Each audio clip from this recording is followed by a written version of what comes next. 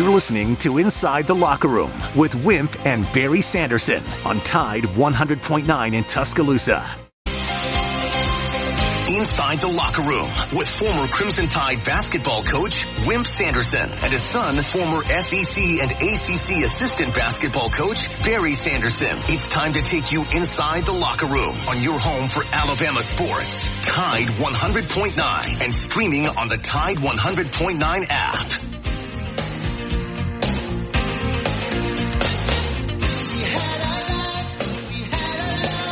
And good morning. Welcome to a Friday edition of Inside the Locker Room. The pressure treated fine from Great Southern. If it doesn't have that yellow tag on it, then believe me, you don't want to go to yellowwood.com to find the dealer that is closest to you. 205-342-9904 as always is the phone number if you'd like to jump in on the show with us this morning. Our X accounts at Locker Room 109, at Barry Sanderson, and at Wimp Sanderson 1.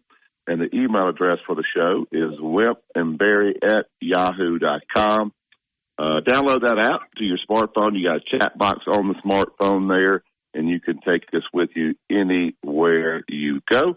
So we appreciate that. I want to show a little bit different. Dad's out on assignment, so we'll have the father-son duo every day, but today we're going to have my son, Blake, will be on with us this morning.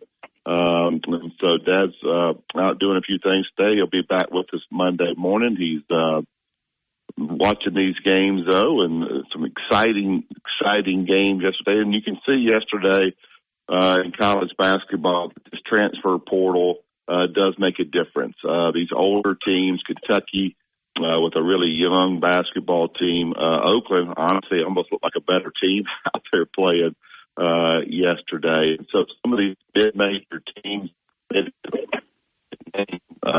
these guys can really the people in Lexington, Kentucky are very upset. I think they have maybe, one or two wins since 2019. And so that doesn't cut it. Count the SEC tournament and the NCAA tournament. So that being said, why do we have Blake on with us this morning yet?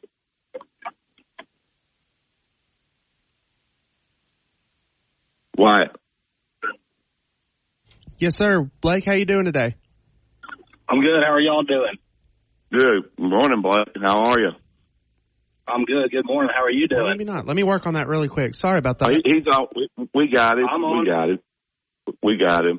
Blake, just real quick, give me your thoughts on what you saw yesterday with the NCAA tournament. I honestly think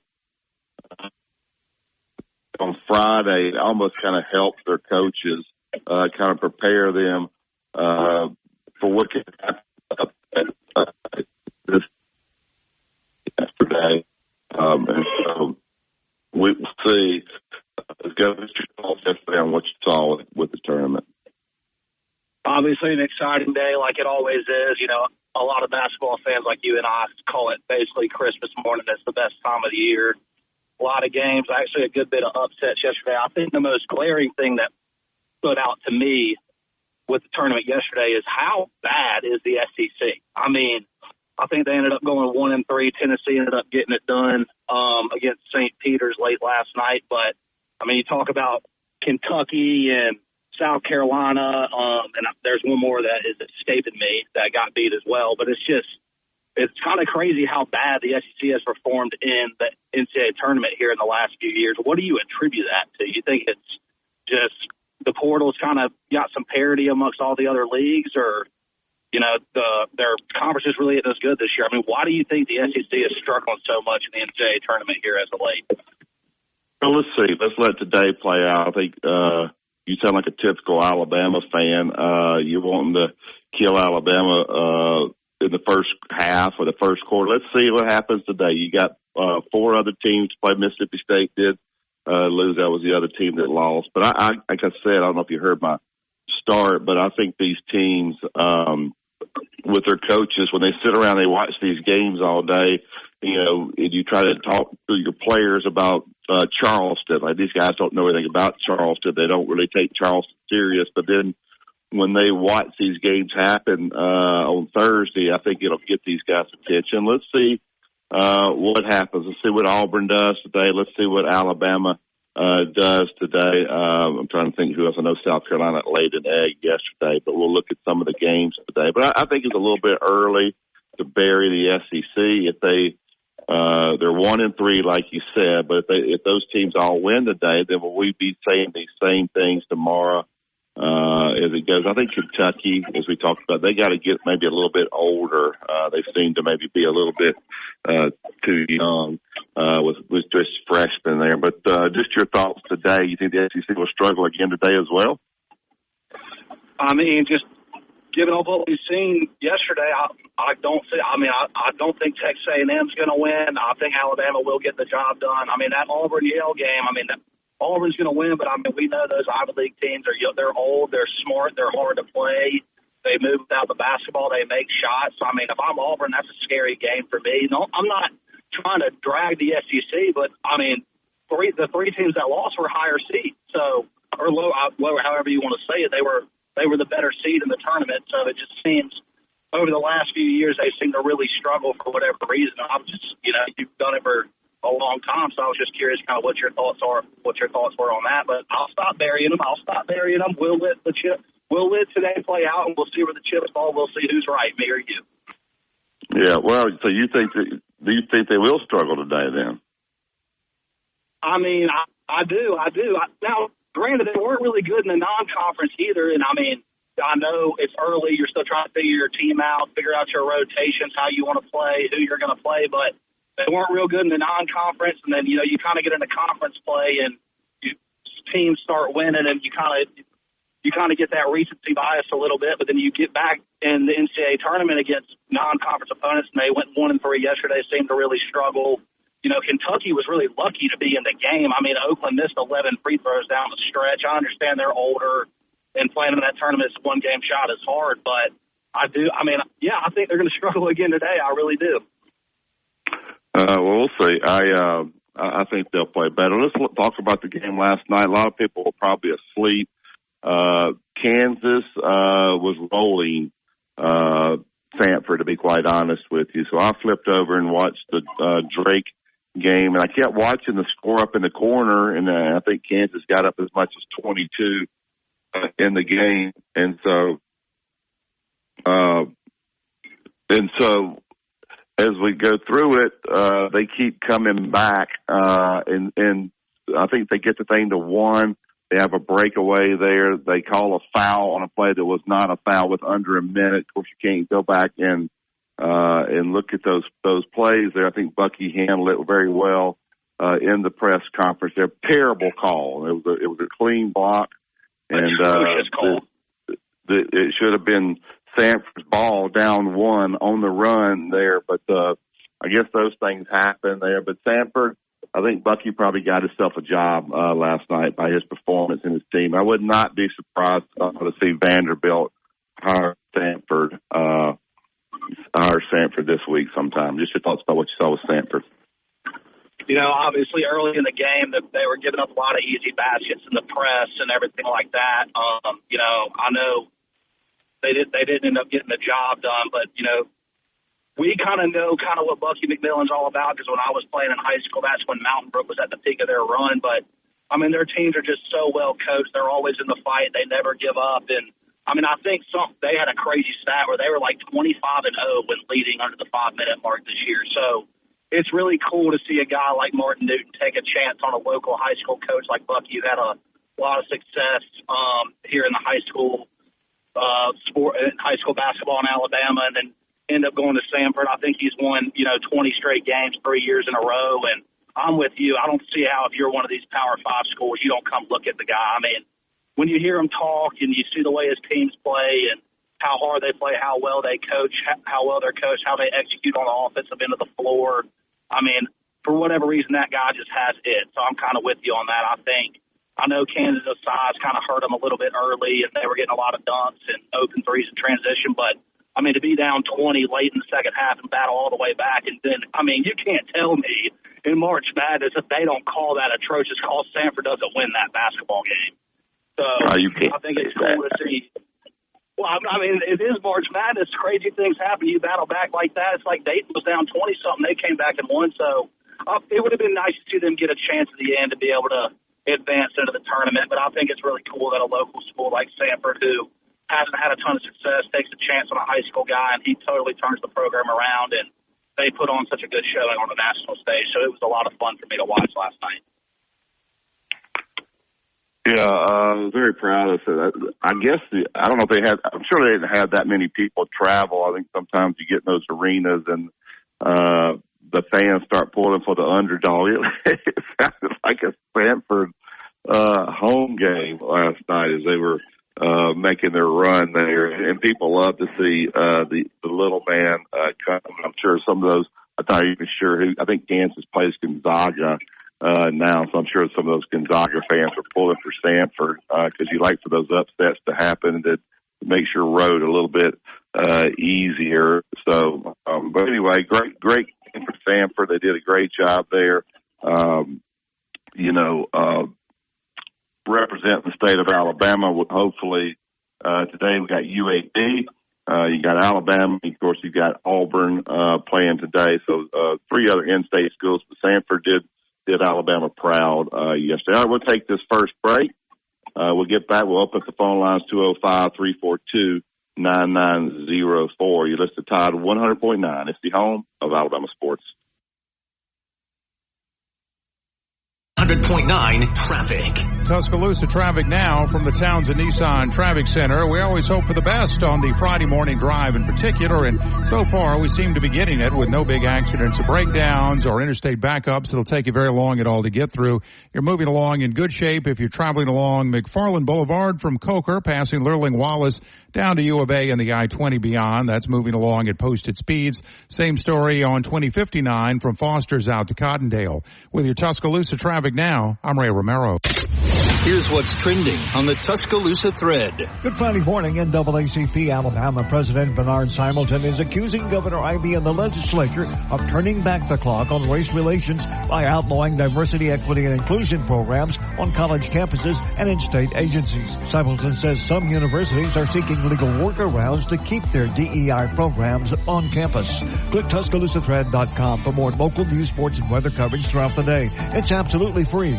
Don Hartley, Town Square Media, Tuscaloosa. 24/7. You'll find road and utility crews, tow truck, law enforcement, and first responders working along Alabama's roadway. We're making improvements and helping our communities stay connected. We're working hard to make sure you're safe on the road. Now we need your help to make sure we're safe too. Alabama's move over law requires you to move over a lane when you see flashing lights on the roadside. And if you can't safely move over, please slow down. Visit DriveSafeAlabama.org, brought to you by the Alabama Department of Transportation, Alabama Broadcasters Association, and this station. Are you receiving unemployment?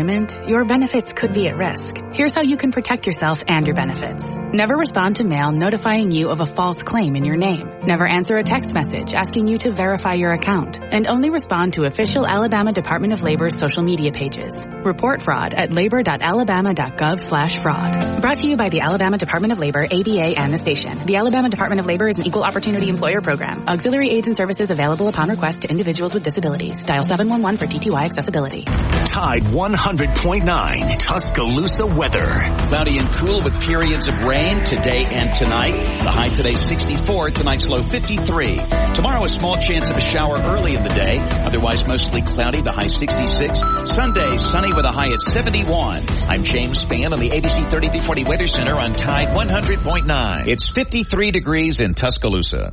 You're listening to the home of Alabama Crimson Tide Sports. Tide 100.9.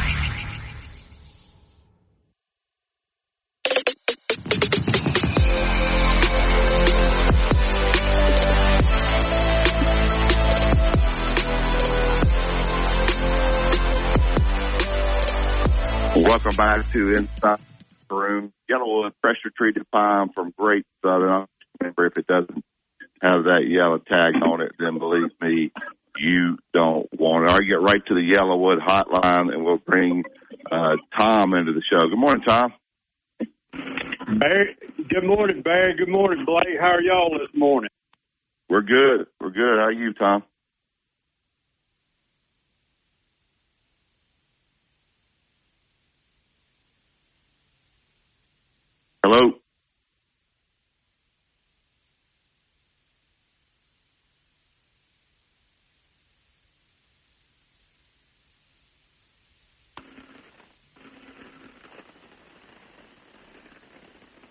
Hey, Tom, you back with us? I am. All right. I didn't hear you, Tom. Go ahead. Good morning, Barry. Good morning, Blake. How are y'all? We're good, buddy. How are you? I'm good. Blake, it's good to hear you.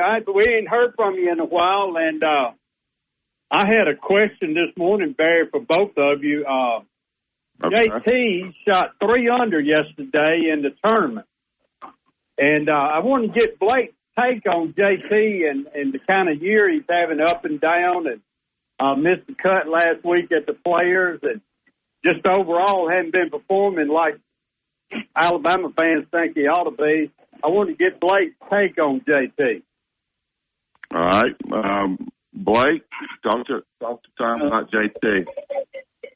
He has been up and down. He missed the cut last week. He really didn't play well. I watched a decent bit of his round on Friday, and, he was really all over the place. He didn't strike it as well last week. I know Alabama fans want him to perform better, but that's just golf. Sometimes you just don't play as well. Yesterday, I didn't get to see his round, but from what I saw on Twitter, he seemed to have struck it pretty well. He's just really struggling to make putts from the 5 to 10 foot range. So I think once the putter gets a little bit hotter and he starts striking it a little better, he'll be fine. It's not like he's not going to win again. It's just sometimes you have slumps, and he's just in one of those right now, and he's starting to dig his way out, play a little bit better. He's been in contention some this year. I think he's T13 right now, so we'll see if he can put a good round together today and get up towards the top of the leaderboard for the weekend at the Valspar. Well, he was knocking on the door here a couple of weeks ago, and I thought, he was going to get up in at least the top 5, or maybe even win. And he kind of faded on Sunday.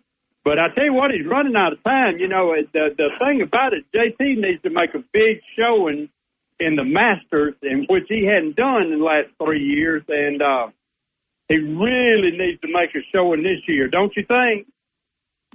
I definitely would like to see him play better at Augusta, but, it would be nice. He's one of the bigger stars on the PGA Tour, especially in a time where there's a big competition with LIV and everything like that. It's good for the stars of the PGA Tour to show up and play well in majors. So, at some point he's going to – he's too good of a player not to turn it around. The whole reason Bones went and caddied for him was because he said Justin Thomas is one of the best games and arguably the most talent on the PGA Tour. So I think he'll turn it around. He's showed a lot of signs of improvement this year as opposed to last year where it seemed like he was missing a cut every time he put the ball in the ground. But I think he'll get back and start playing better, and I look for him to do well in the majors and have a good year. We're still early. It's only March. They've only been playing – I think he's played like 5 tournaments. So I think we need to at least give him through Augusta to have a real good sample size as to where he's at. Yeah, but like you said, Alabama fans, they want to see him do well, and we get impatient with results. You know what I'm saying? And you're right. These golfers that they'll hit a streak. All of them do it too. It's not just him. All golfers. There's going to come a time when you're not striking the ball or you're not making putts or anything like that, and you will go into a slump like he's in right now. I'd love to see him win this weekend. That would be huge. Do you golf, Tom?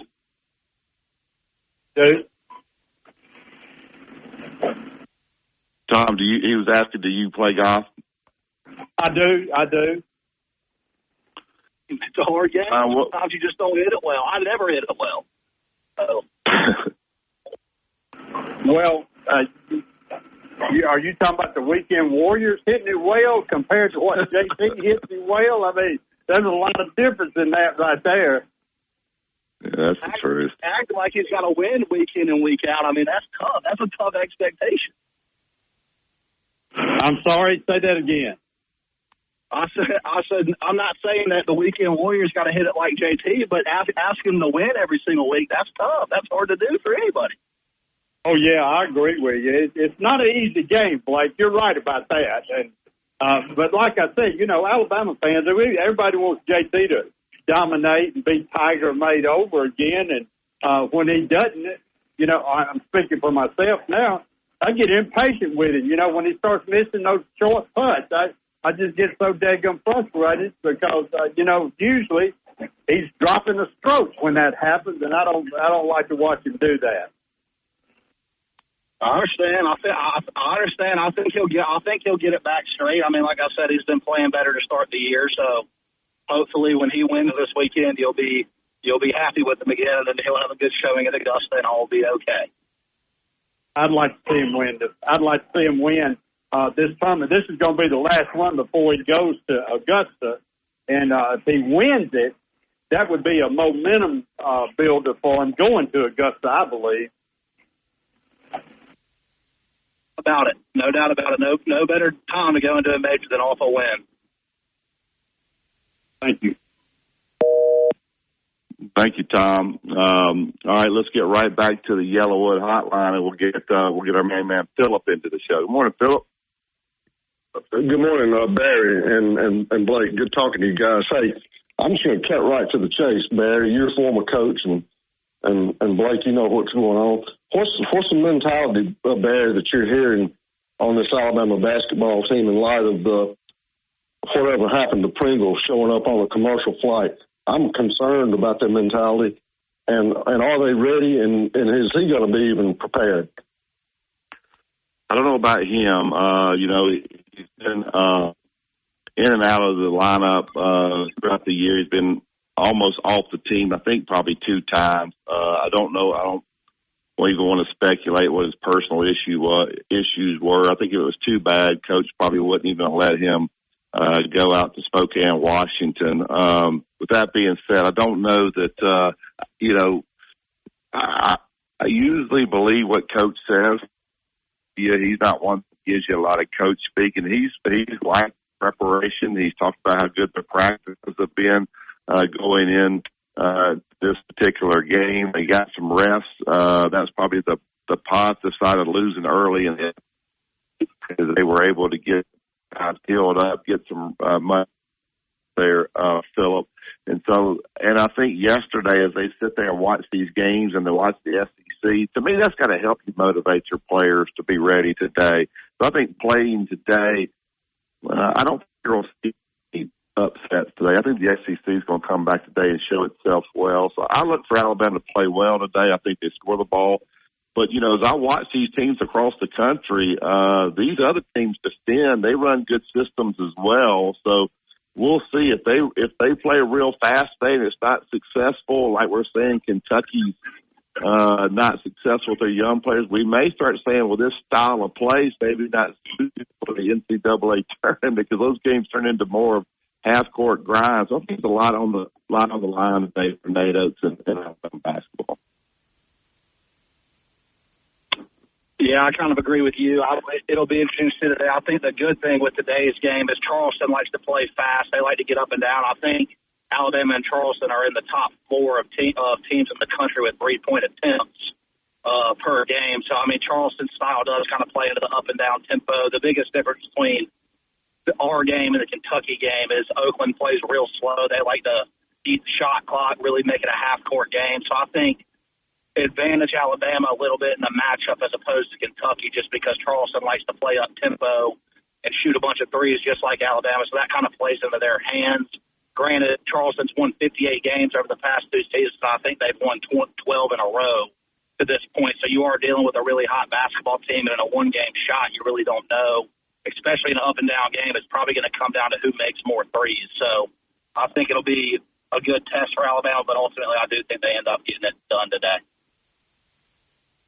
I certainly hope you're right. I'm worried about it, but I'm worried about it not because of our skill set and our talent. I'm just worried about it from a mental standpoint. Are we ready? Are we still down in the dumps? Can we get over that down in the dumps mentality that we sometimes sink into when the going gets tough in ball games? And they better suck it up today. Yeah, Charleston will come ready. I'm interested to see this style, and I think maybe Blake's right. Maybe it's end up being a good matchup. Dad said that for Alabama, that a team that wants to run with them. But these NCAA tournament games turn into more of half-court games, and can you execute in the half-court, and can you defend in the half-court? And so we'll see. The arenas are a little bit bigger, the rim's a little bit tighter, teams are not shooting quite as well, and it could be an interesting game. I look for Alabama to take care of business today.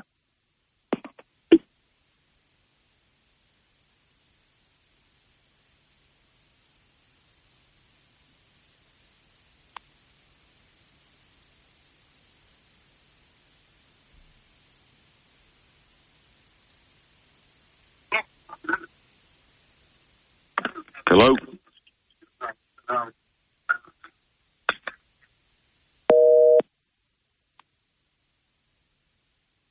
Hello? Bad.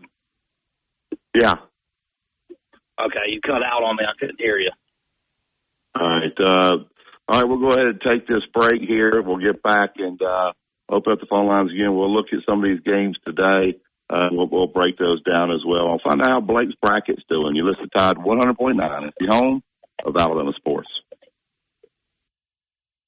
Unemployment, your benefits could be at risk. Here's how you can protect yourself and your benefits. Never respond to mail notifying you of a false claim in your name. Never answer a text message asking you to verify your account. And only respond to official Alabama Department of Labor's social media pages. Report fraud at labor.alabama.gov/fraud. Brought to you by the Alabama Department of Labor, ABA, and the station. The Alabama Department of Labor is an equal opportunity employer program. Auxiliary aids and services available upon request to individuals with disabilities. Dial 711 for TTY accessibility. 365-24/7. You'll find road and utility crews, tow truck, law enforcement, and first responders working along Alabama's roadway. We're making improvements and helping our communities stay connected. We're working hard to make sure you're safe on the road. Now we need your help to make sure we're safe too. Alabama's move over law requires you to move over a lane when you see flashing lights on the roadside. And if you can't safely move over, please slow down. Visit DriveSafeAlabama.org, brought to you by the Alabama Department of Transportation, Alabama Broadcasters Association, and this station. The Alabama Securities Commission protects you from financial fraud. Anyone asking you for investment money must be licensed. You're careful with your money. Fraudsters aren't. Before you invest, call our hotline at 1-800-222-1253 to verify the licensing of the person making an offer and the product.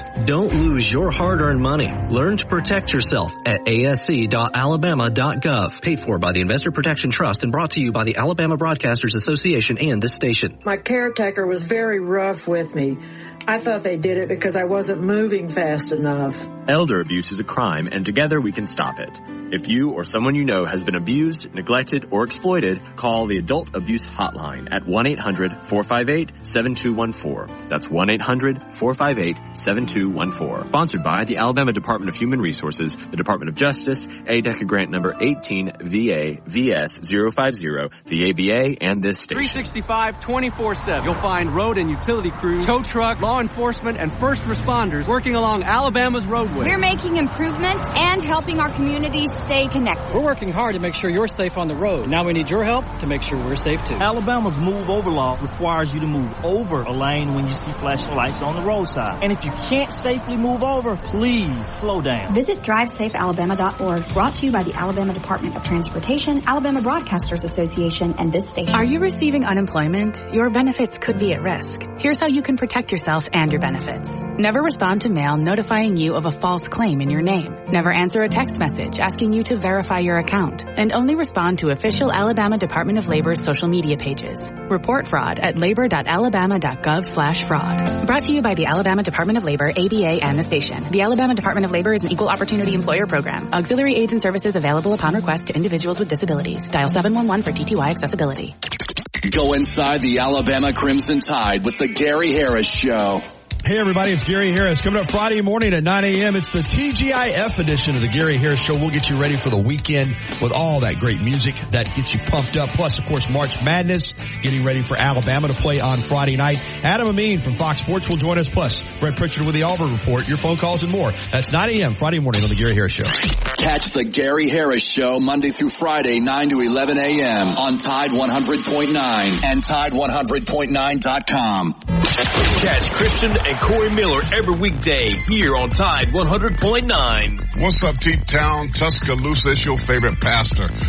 It's the pastor paying Corey Miller. Christian Miller, we got you covered tomorrow on a free-for-all Friday.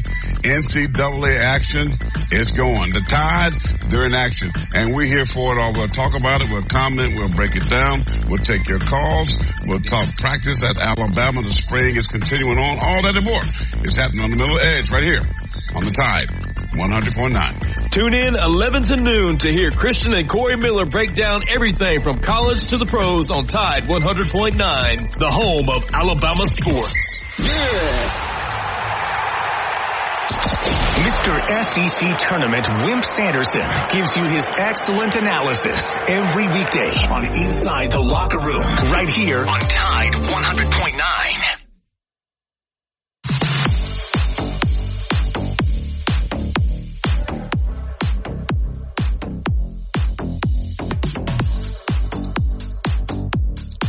Welcome back to Inside the Locker Room. Yellowwood pressure treated pine from Great Southern. I've always remember it doesn't have the yellow tag on it. You don't want it. Going to build that fence, the deck, the pergola. Only one choice, and that is Yellowwood. All right, get to the Yellowwood hotline, and we'll bring in Joe. Good morning, Joe. Morning. Blake, I have a Joe question for you. What's going on, Joe? Good, good. You're Tony Barnhart, the AD at Kentucky. You have gone 1-4 the last 4 years in the NCAA tournament. You have lost to a 15 seed and a 14 seed in the last 3 years in the very first game. Your buyout for your coach is $27 million. Vandy has just paid Stackhouse $15 million to hit the door. What do you do, Blake?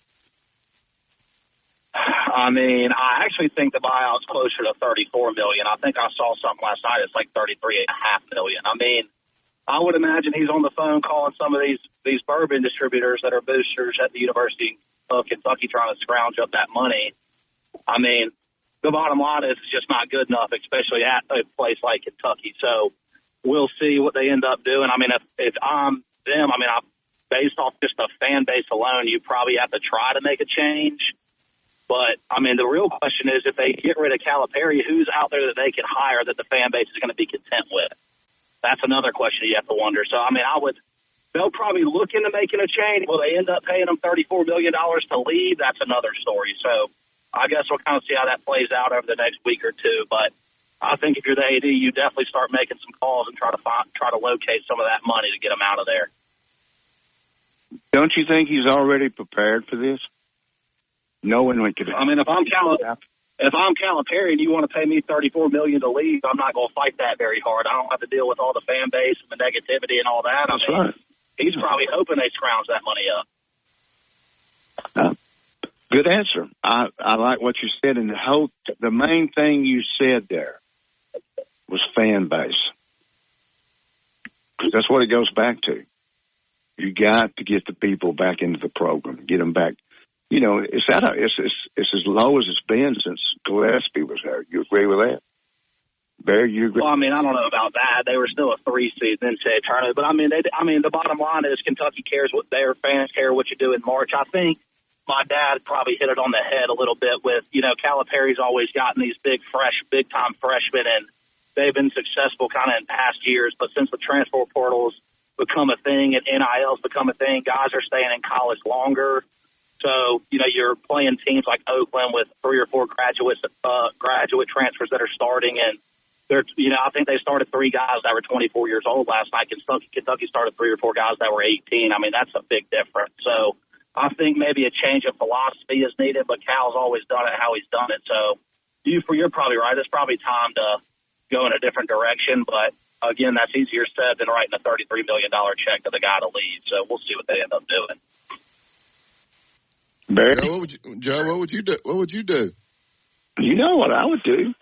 Joe is Frank Broyles Jr. Frank Broyles Jr. You know that. I mean, you got to keep your program up, and you know, it's like they dread playing in the NCAA tournament. Does that make sense? It looks like Calipari changes, and the whole team reflects off him. I don't know, man. It's just, of course, he said all the right things in his interview, and he did it, and I admire him for doing that last night. But it's just like Blake said.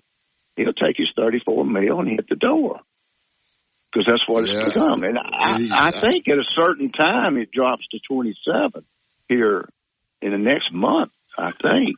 I'm not sure, but I think that's the way that works. But anyway, it is what it is regardless. They got to pay it. And then people say Vandy don't want to win. They just paid a man $15 million to leave. I mean, my gosh. You know. Yeah, I'm with y'all. I would probably get some of my biggest boosters in Kentucky. You know, everybody's got a couple of those guys, and say, you know, what are the chances of us getting most of this money raised if we decide to make a change? Then before you make the change, you got to look out and see realistically who can we get. You know, so if you owe Calipari, let's say it's $33 million. Let's say it's $30 million. You got a guy like Nate Oates, who's got an $18 million buyout, so he's gone. So who are you going to go and get? You know, would a Coach Drew? Now he might leave a Baylor to go to Kentucky. I don't know. There's probably another DeBoer out there. You're not following Nick Saban when you're following John Calipari, but the Kentucky basketball fans are like Alabama football fans with their expectations. That's right. You know, so. And Barnhart is supposed to have a man in the hole. And look, let me make this point now. Oates is fifth highest right now. And Barry, you know this. By the end of this tournament, he'll be lucky to be in the top 10. You agree with that comment? Well, yeah. In salary. I don't know where Drew is. Drew's about to get, because I think he's told Louisville no. So I don't know. Was Drew ahead of him at Baylor? I don't know. But who's going to get raises that these people are going after? I don't know who that's going to be. The guys that win are going to use it on other jobs. You know how that works, Barry. And it was a great move by Byrne to do that. We got our limelight for a week. But by the time this tournament is over, he'll be lucky to be in the top 10. Wait and see. He'll be lucky to be in the top 10. That's just the way money is now. Everybody makes a big deal. And then the only thing that Blake said, he used that same line Wimp used is, well, who you going to get? Well, you know, everybody was an assistant. Let me ask you this. Let me ask you this, Joe. If you do make the change, and you can hire anybody you want. Don't say Jay Wright, but you can hire anybody you want, and you can get them. Who you going to go get? Well, you pretty much Baylor. You're right. I mean, you know, because of everything around him, the way he runs his program and everything. But I mean, if you're Kentucky, there's no limit. You can get anybody you want. Who is it? Who are you going to get? That's the problem with the Kentucky fan base is when you buy out Calipari, that's just when it starts. Now you got to make sure you make the right hire, or they're going to be equally as angry. So, when you start looking at the coaches out there that the fan base would be acceptable with, I mean, that's got to be a real short list. That's got to be a real short list. Now, granted, they just may want anyone else in the door, but I wouldn't want to be making that decision. I can tell you that. Well, he's paid to make it. That's what he's got to do. It's part of his job. So, but anyway, it's interesting to see how all this is going to unfold and see what's going to happen. So, Barry, you got to speak in Grand Canyon or not? You got Grand Canyon going to win? I sure do. Blake, I think Alabama would beat Grand Canyon. I don't think they can beat I don't think they'll beat St. Mary's. Because St. Mary's plays. First of all, they're playing Charleston. They're not playing Grand Canyon. Yeah, but they're playing Charleston. Yeah, but we're saying. Yeah, they gonna beat Charleston.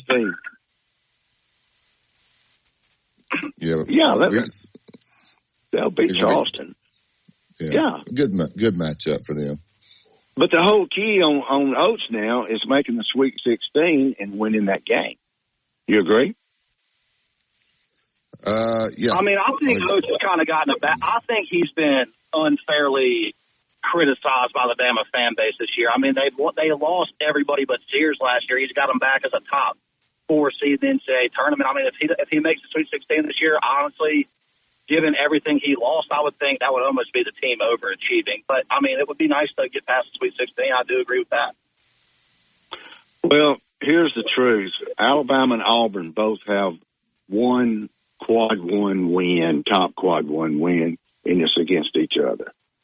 So we're going to find out today just how good both of us are, and then Sunday if we advance, and then on, because the SEC looks awful right now. You agree? SEC, yeah, it hadn't looked good. Let's see what happens today. I think Auburn wins today. I think Alabama wins today. Who else we got playing today? You got Florida and A&M. Florida.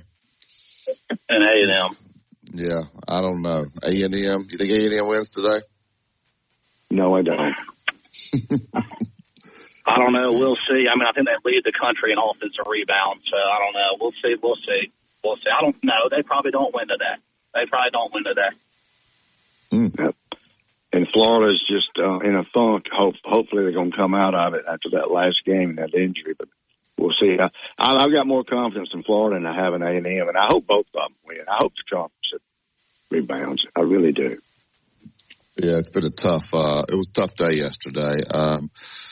Michigan State, as much flack as we gave them when they played, they looked like they belonged. The fact they lost 13 games was kind of amazing to me, watching them kind of play. They're just those teams are so big. Alabama's got to get some better big guys inside. They can play inside. These other teams seem to have them. Even BYU, that kid did not play well. But their talent level, that big kid they had inside, they got some bodies in there. We got to get some bodies that can play in the paint. So you're right. Thank you, Joe. Thank you all. All right, 2 Minute Truck. They're at 1330 Martin Road East. That's where you go pick up your boxes, your packing supplies, whatever you need to make this a smooth Midwest local, out of town, out of state. Let the professionals handle it. They'll take great care of you and your stuff. Give them a call today, 205-247-5050. That's 2 Minute Truck. Movers who care. Tide 100.9 traffic. Tuscaloosa traffic now from the Townsend Nissan Traffic Center. Biggest backups we're watching right now are along southbound 69 as you approach Union Chapel Road. That's pretty normal for this time of the morning, with a backup stretching back for several blocks. If you're traveling 2059, you're in good shape there. No big problems between Foster's and Cottondale, at least for the time being. And on 69 up from Hale County, you're moving quietly there. With your Tuscaloosa traffic now, I'm Ray Romero. Coming up on The Game with Ryan Fowler.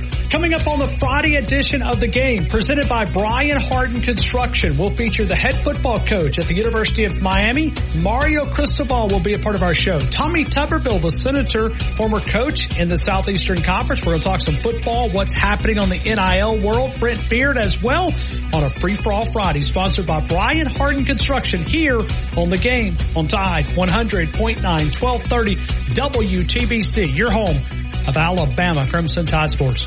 The longest running sports program in Tuscaloosa. The Game with Ryan Fowler. Weekdays from 2 to 6 p.m. on Tide 100.9 and streaming on the Tide 100.9 app. Serving part-time in the Army National Guard has led to a lot of firsts for me. It paid for me to be the first person in my family to go to school.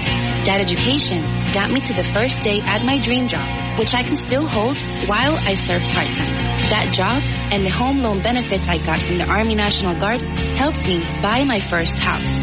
I also know that I will be one of the first to respond if my community ever needs me. Sponsored by the Alabama Army National Guard. Aired by the Alabama Broadcasters Association and this station. The Alabama Securities Commission protects you from financial fraud. Anyone asking you for investment money must be licensed. You're careful with your money. Fraudsters aren't. Before you invest, call our hotline at 1-800-222-1253 to verify the licensing of the person making an offer and the product. Don't lose your hard-earned money. Learn to protect yourself at asc.alabama.gov. Paid for by the Investor Protection Trust and brought to you by the Alabama Broadcasters Association and this station. Tide 100.9 Tuscaloosa weather. Cloudy and cool with periods of rain today and tonight. The high today 64, tonight's low 53.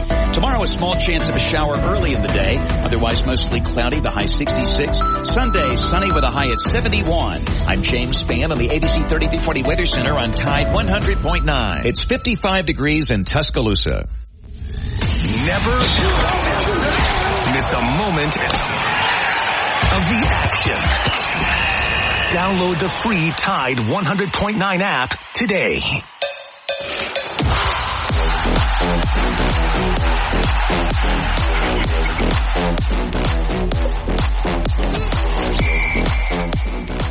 Welcome back to Inside the Locker Room. Pressure treated pine from Great Southern. If you don't have that yellow tag on it, you don't want it. Going to build the 5-star backyard. We love 5 stars in Tuscaloosa, and then make sure you use Yellowwood. All right, get right back to the Yellowwood hotline.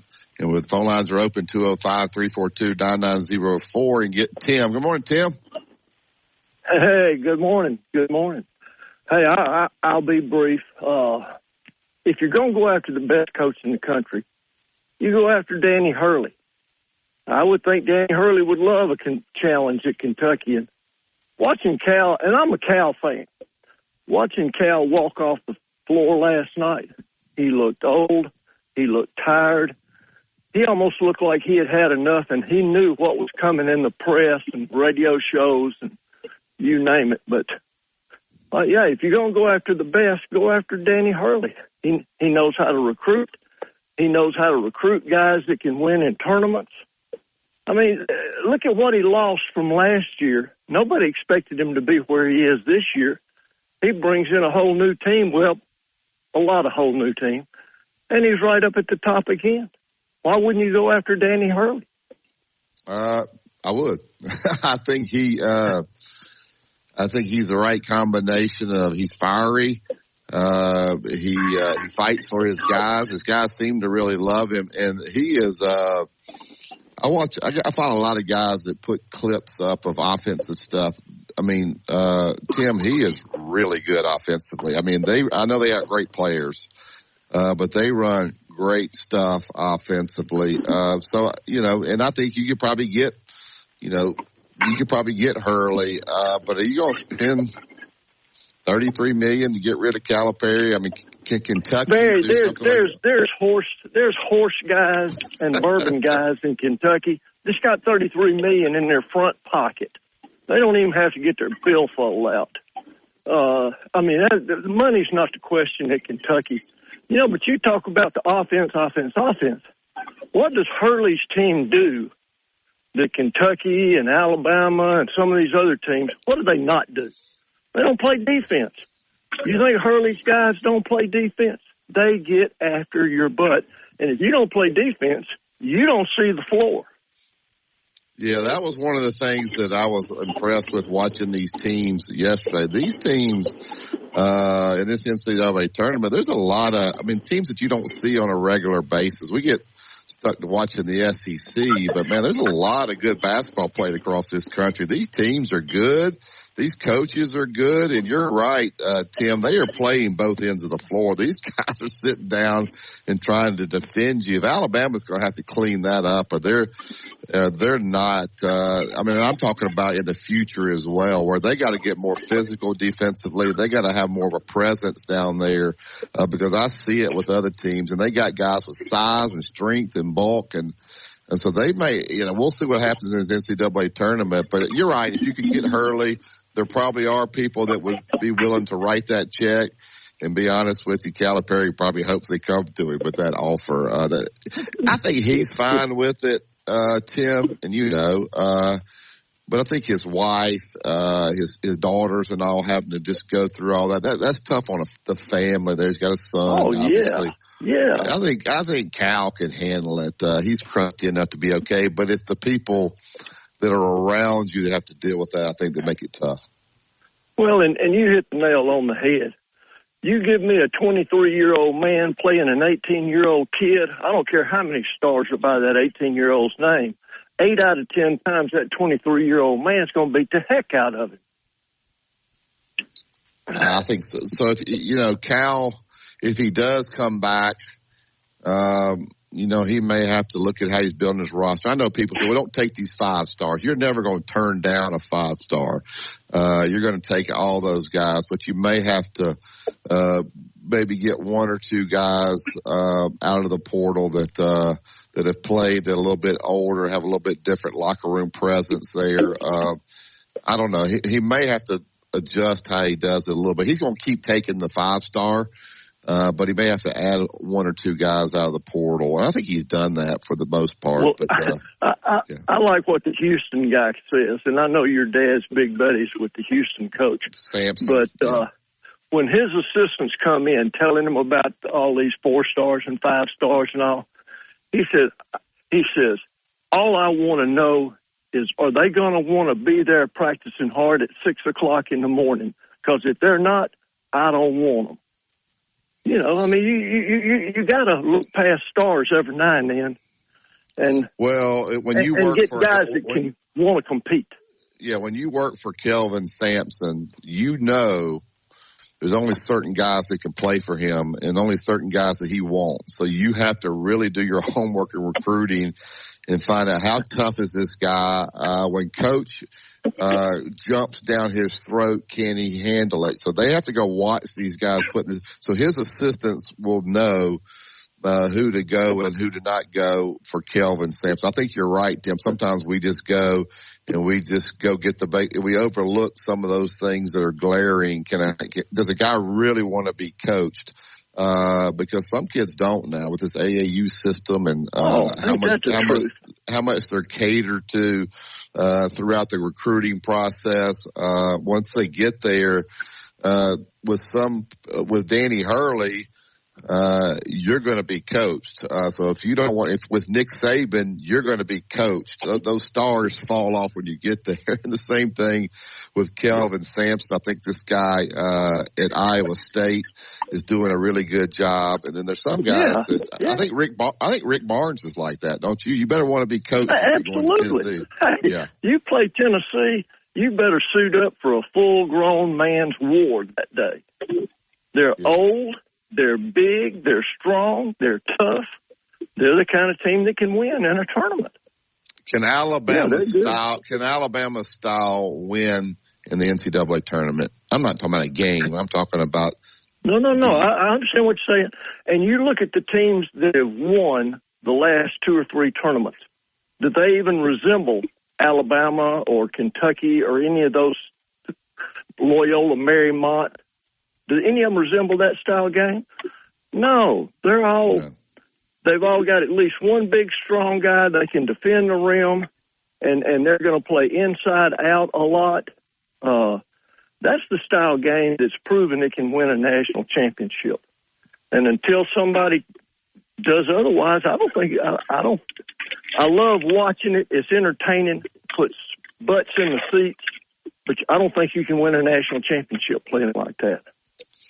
I agree with you. Hey, I got one thing for Blake, and then I'll get out of the way. All right, go ahead. Blake, when you're playing golf with your grandfather about 3 times during the round, say, Gramps, turn. You've quit turning. So just remember to tell him that. The problem is he's not real coachable. So I can tell him that, but that's not normally going to end well for me.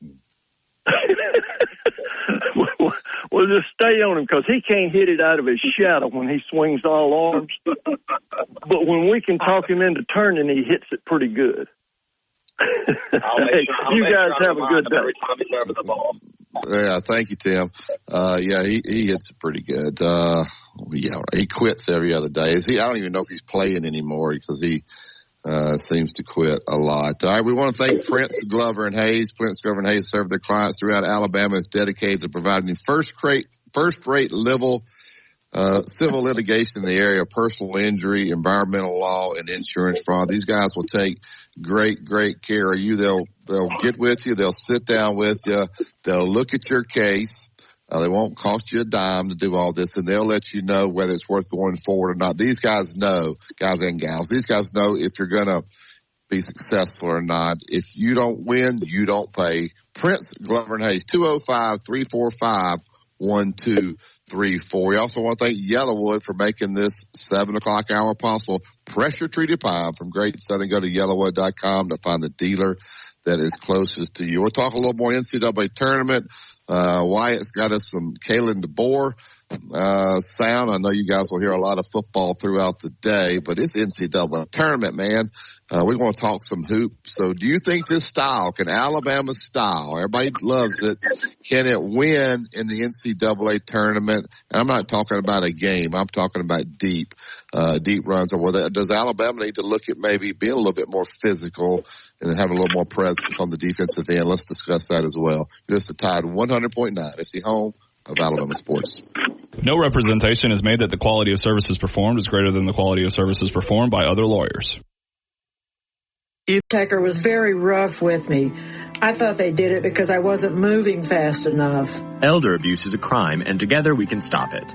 If you or someone you know has been abused, neglected, or exploited, call the Adult Abuse Hotline at 1-800-458-7214. That's 1-800-458-7214. Sponsored by the Alabama Department of Human Resources, the Department of Justice, ADECA grant number 18VA-VS050, the ABA, and this station. 365, 24/7. You'll find road and utility crews, tow truck, law enforcement, and first responders working along Alabama's roadway. We're making improvements and helping our communities stay connected. We're working hard to make sure you're safe on the road. Now we need your help to make sure we're safe too. Alabama's move over law requires you to move over a lane when you see flashing lights on the roadside. And if you can't safely move over, please slow down. Visit DriveSafeAlabama.org, brought to you by the Alabama Department of Transportation, Alabama Broadcasters Association, and this station. Go inside the Alabama Crimson Tide with the Gary Harris Show.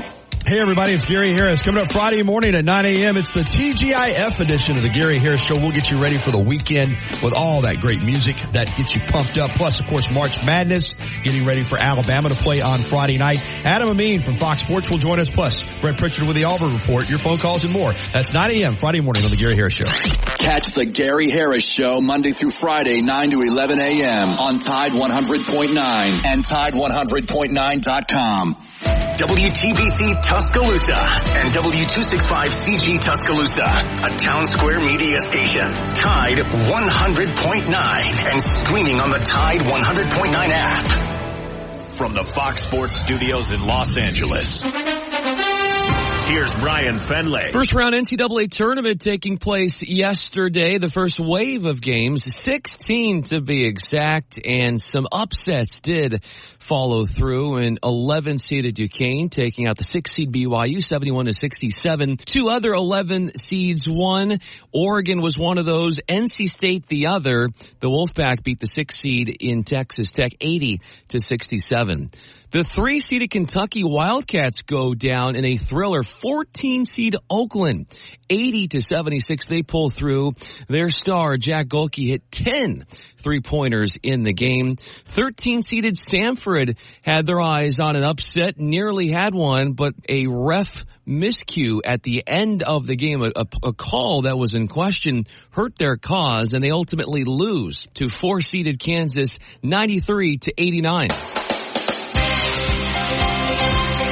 Inside the locker room with former Crimson Tide basketball coach Wimp Sanderson and his son, former SEC and ACC assistant basketball coach Barry Sanderson. It's time to take you inside the locker room on your home for Alabama sports. Tide 100.9 and streaming on the Tide 100.9 app.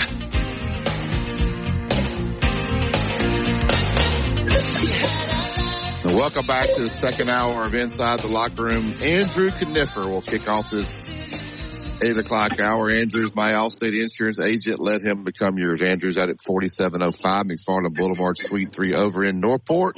Don't just pay your bill. Know what you're paying. Give Andrew and them a call. 205-722-9201. Andrew Kniffer, Allstate Insurance. All right, let's get right to the Andrew Kniffer hotline here and get Bryant in on the show. Good morning, Bryant. Good morning. How are y'all doing? We're good, man. How are you? I was doing better before you called. Uh-oh. He's going to bust me about my bracket. So I'll tell you what we're going to do. We're going to give him the floor, and I'm going to let him bust me about my bracket. All right, Bryant, the floor is yours.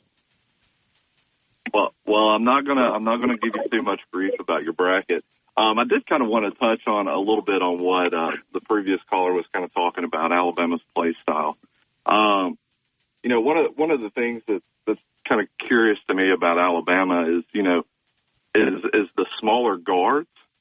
Yeah. I think you kind of look at the history of like teams that have had consistent success, and you know, what are your thoughts on, you know, really kind of needing bigger guards? I know, you know, you have the potential of maybe like a less skill level, but also, you know, you're able to kind of bring back that physicality and kind of that edge on the defensive end, maybe not allow as many easy shots at the basket from the guard position. You know, what are your thoughts on Alabama maybe needing to kind of bring in a little bit more size at the guard position to have a little bit more success with the style of play, like especially what officials call and don't call in the NCAA tournament? Yeah, you're at a good point. Length with your guards is big. You know, like Sears plays bigger offensively than he is. He's a guy that's strong, and he can get downhill when you have shooters on the wings, and he's a great layup shooter. But defensively, guys can just shoot over. Now, Rylan Griffin is a pretty good size kid. I think he's probably 6'5" on the wing there. Estrada, you know, he's obviously a fifth-year guy there, but not a huge. I hadn't really stood up right next to him, but I'm more worried about their 4 and 5 men just having a little bit more physicality. So if you get by those guys, or you know, Grant Nelson is he's so thin, and Stevenson's so thin, and you know, Pringle, he beats you with his legs. If you show him a ball screen, you can throw the ball up and he can go and get it, but you can't throw the ball down there to him on the block with a guy on his back or expect him to be physical defensively and stop anybody. So I'm a little bit more worried about their post guys' physicality than the guards, but bigger guards do help for sure, Brian, no doubt. Yeah, and I definitely agree on it. Go ahead, Brian. Do what? Go ahead, Brian. No, well, what I was going to say is I definitely agree, like, with the post. I mean, I think if you look at kind of the top-tier teams, and, you know, this kind of even – you can look at Kansas, obviously, with Dickinson, but, I mean, Alabama really doesn't have a post player that can make a move, I feel like, on the block, if that makes sense. Like, I don't feel like what you just said, dump it down, and I feel like that's another thing that you can look at where teams that have consistent success, they have a big man that can go and get a basket on their own, where you can kind of maybe slow the game down a little bit, and you're not so reliant on, you know, hoisting up a three or you know, a pick and roll alley-oop or, you know, whatever it may be, and trying to make a, you know, a tough one-on-one play at the basket. Well, when you're I agree. I think that's definitely. Go ahead, Blake. I was just saying, I agree. I definitely think that's what they're lacking. I mean, if you just look at a few teams yesterday, like, you know, NC State's got that big kid. They were throwing him the ball every time down the floor. Drake, BYU. I mean, a lot of those teams yesterday were, and I know Drake and BYU didn't win, but they were able to at least pound post, score with your back to the basket. You know, when you get in a half-court game, you really need that guy that you can throw in, that you can throw the ball in, and he can score. And then also, you know, when your guards get beat, I mean, when the Alabama's guards get beat right now, there's no threat at the rim to block the shots. Now, I know they didn't expect Bediako to leave, but even he wasn't a guy you could throw the ball into on the offensive end of the floor. So I think really it starts with getting a more physical big man that can score with his back to the basket as well as protect the rim. And I think, Brian, you're totally right. When you see the success from the past NCAA tournament champions, they all have a guy that you can pound the post with and definitely score in a half-court game with their back to the basket. But can you ever be good, Bryant and Blake? I'll throw both of you guys this question. When your identity is how fast you shoot the ball, that's what Alabama's known for. We're going to let everybody shoot threes, and when you're open, shoot it. Like, I'm going to get mad at you if you don't. That's fine. But there's times to where I think that affects your defense. You're shooting so fast. You're on defense all night. They come down. They're going to grind you down there. Where sometimes when you're not playing well defensively or you have some mismatches, I think you got to be a little bit more deliberate on offense to not be on defense all night because you can't make stops. So I think they got to look at what are you hanging your hat on? Right now, you would just say they let everybody play everywhere, and they're not going to – if they recruit you, you're going to play on the perimeter regardless of your position. I think they got to look at some stuff to where, hey, we got a guy in foul trouble. We're going to run an action where we're going to post this guy up. We're going to throw the ball in the post. We're going to the paint. It's more of a physical brand. That's what Alabama football fans like. They like a physical brand of football where we're going to line it up right here. It's 3rd and 2, and we're running the ball right here, and can you stop it? I don't think Alabama basketball has that mentality enough. It's more about scoring and shooting fast. Yeah, and I definitely agree. And I mean, I think, I definitely agree with that. And I think too, on that defensive end, I think Alabama they would hypothetically like to really kind of create more offense off their defense, but their defense, I mean, at the end of the day, has been so poor the entire season that the offense I feel like isn't even necessarily always in a consistent flow. But yeah, no, and I think too, I think a problem maybe with Alabama is I think, the scoring, scoring a lot of points, like obviously that's great. Like it looks good in the box score, like it looks good to put on social media, but also at the end of the day, I think some of those higher scoring teams, I think you even saw it a little bit last night with Stanford. It's kind of like a double-edged sword where, hey, you can come back from 20 points down, but also if the offense isn't clicking, you're going to be down 20 points pretty quick. And so I think it's kind of where it's interesting you bring up Sanford because every coach watches those guys. Those guys press on misses, they press continuously. And I was thinking about maybe because I'm going to be a little bit smaller next year to maybe trying to play a little bit more like that, guarding all over, go from press to zone. So I'm watching them play Kansas, and you can tell Kansas is saying, we're going to make them pay for pressing. We're throwing up, and we're going to score. And they are running Stanford out of the gym. And I'm sitting there thinking, I would be so mad if my teams were getting scored all like that. I would get out of that. But Bucky stays with it, and then it ends up getting them back into the game. That's his system. I think you have to be committed to it. I couldn't do it. My personality, when I started giving up buckets, them throwing and beating my press, my mentality would be to get out of it. Bucky's is not. He's married to his system. I know that wasn't what you asked, but I thought that was kind of interesting. And then to watch Sanford make that run, and it's a shame that official missed that call there at the end. They had a chance to win the game, but what a great showing by those guys, and that they believe in their system. I think Nate Oates believes in his. We complain about him not ever playing zone. That's not his system. He's going to want you to let you shoot. So he believes in his system, and that's what he's going to run. Yeah, and to be honest with you, I sent this to Blake and a couple other people last night. One thing that I found even frustrating, not necessarily for Stanford, but I understand the commitment to the system and those types of things. But, going into the game, I feel like if you looked at Kansas without McCullers, they struggle to score the ball. They did basically towards the end of the season. Now, don't get me wrong, they were obviously playing, Big 12 teams, Big 12 defenses.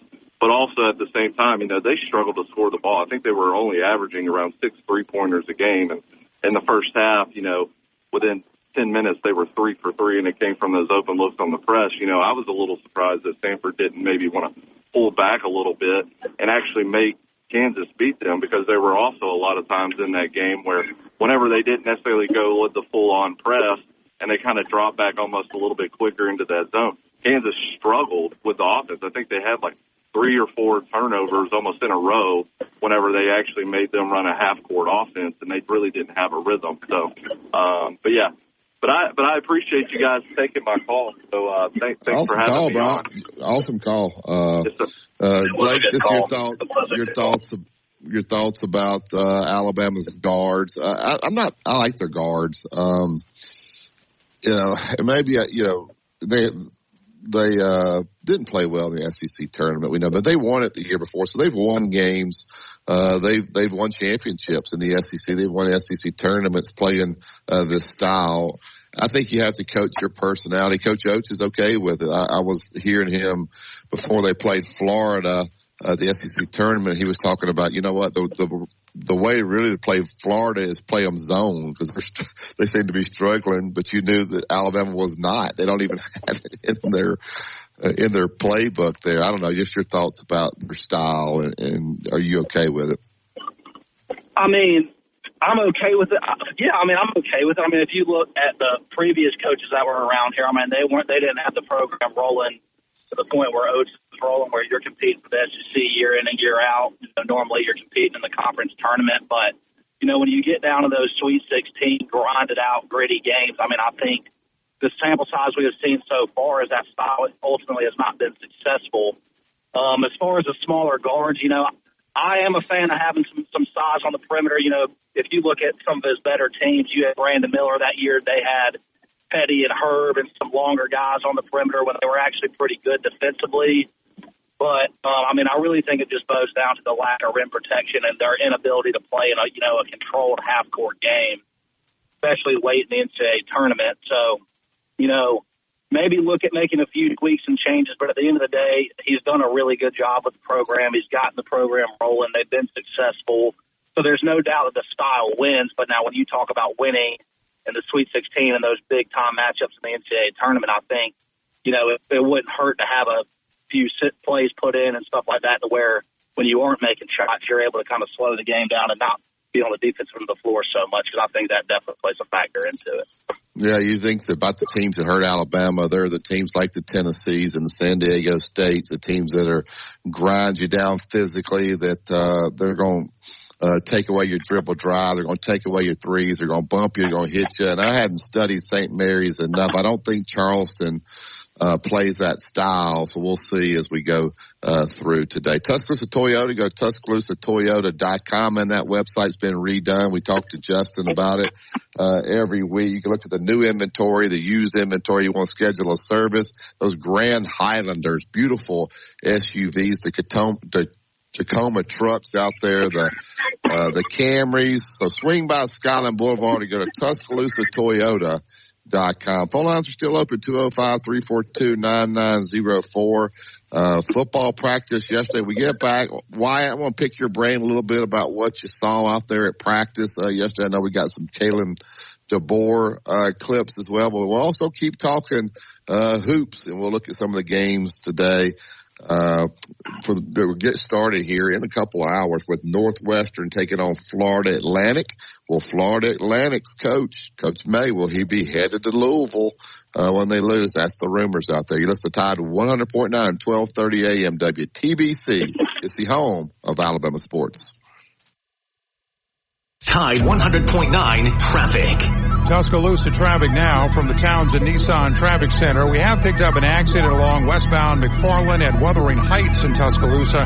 The roadway, though, is passable. It does appear the vehicles are out of the road, so not too bad of a situation waiting for you there. Still some pretty good backups, though, along southbound 69 as you approach Union Chapel Road, and southbound 43 approaching McFarland as well. With your Tuscaloosa traffic now, I'm Ray Romero. Tide 100.9 Tuscaloosa weather. Cloudy and cool with periods of rain today and tonight. The high today 64, tonight's low 53. Tomorrow a small chance of a shower early in the day. Otherwise mostly cloudy, the high 66. Sunday sunny with a high at 71. I'm James Spann on the ABC 3340 Weather Center on Tide 100.9. It's 57 degrees in Tuscaloosa. Inside the Locker Room with Wimp and Barry on your home for Alabama sports. Tide 100.9 and streaming on the Tide 100.9 app.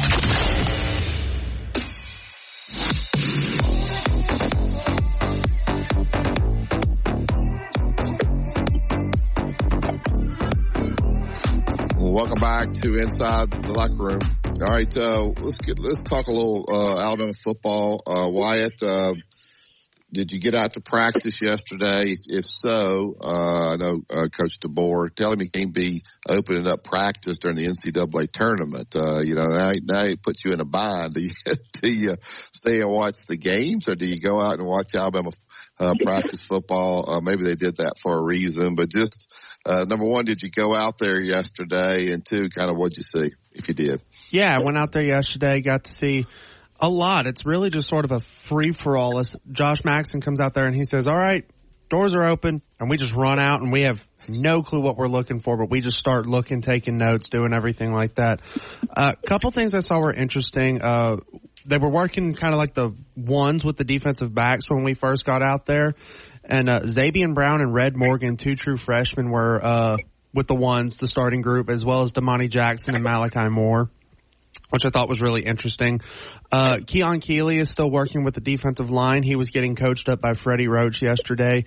I posted a clip on Twitter, and there was some not safe for radio comments made by Freddie Roach in that clip. But it's good coaching. You know, they needed it. And linebackers were interesting. Jeremiah Alexander was with the second team. He was the kind of that third linebacker. I know Alabama's likes to typically have a rotation of 3 or 4 guys, and Alexander was the third one out there. And so, yeah, quarterbacks, they all looked good. Jalen looked good. I didn't see anything different with the depth chart in terms of Jalen. It looked like Austin Mack was taking third QB reps over Dylan Lonergan. Dylan Lonergan was back down to fourth, but other than that, no major changes in that department.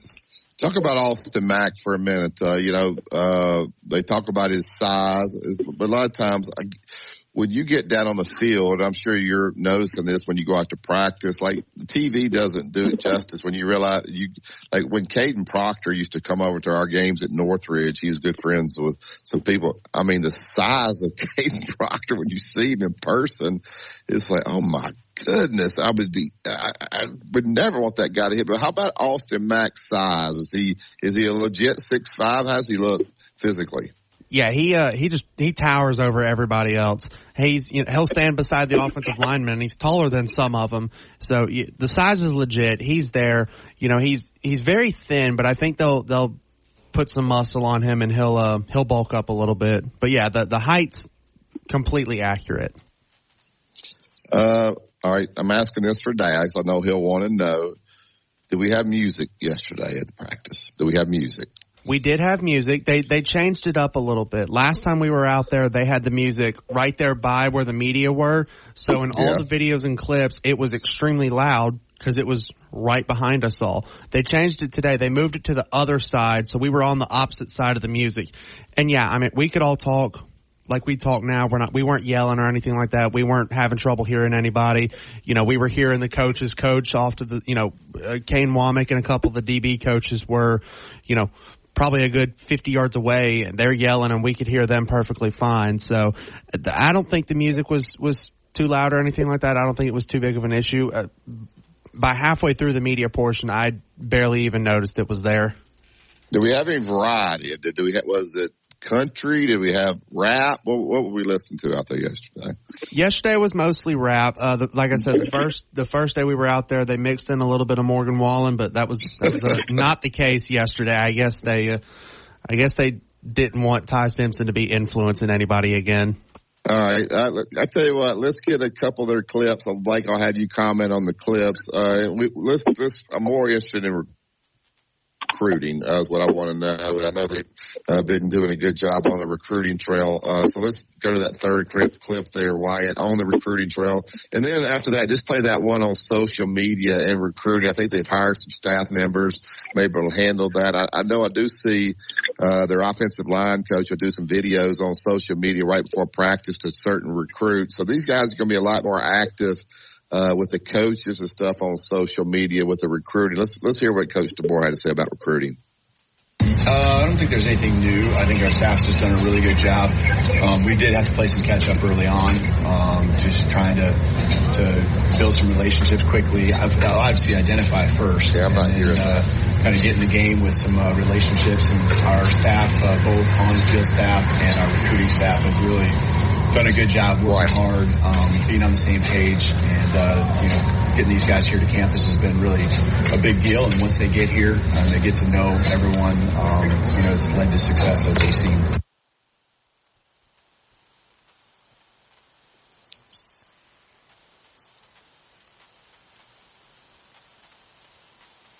Hello.